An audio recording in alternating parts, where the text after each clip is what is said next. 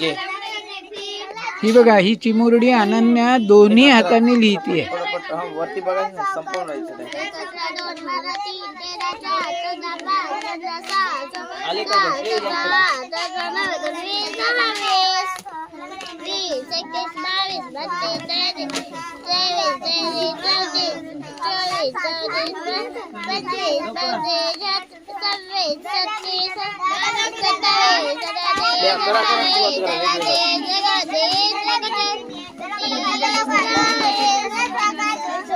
आता आता इकडे 51 आणि 51 लिह मराठीमध्ये. अच्छा, ओके.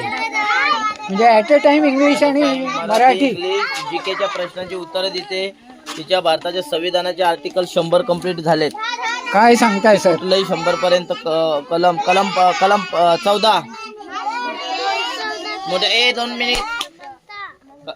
कलम 21 शिक्षणाचा हक्क. कलम 24 मध्ये बालकांना कमाला ठेवण्यास कलम 32 कलम 32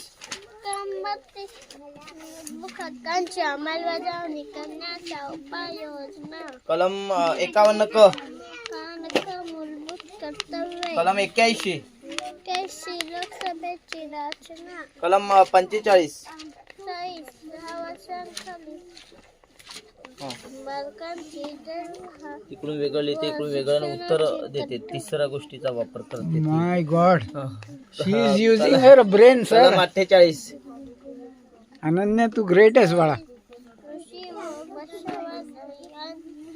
हे बघा, आता इकडे बघा, वेगवेगळं चाललंय. आता उठून तुमच्या लक्षात येईल Same. वेगवेगळं. हे या इकडे. आता ही लिहिते, ही मराठी आणि इकडे मिरर मध्ये लिहिते. तेच तिकडून मराठी आहे, इकडून मिरर मध्ये आहे. तिकडे 2 उदाहरणं वेगळे चाललेत गणिताचे ऍट अ टाइम एका वेळेला.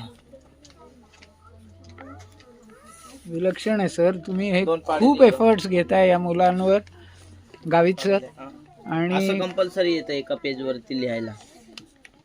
हे बघा, असं असं सगळेच लिहिणार.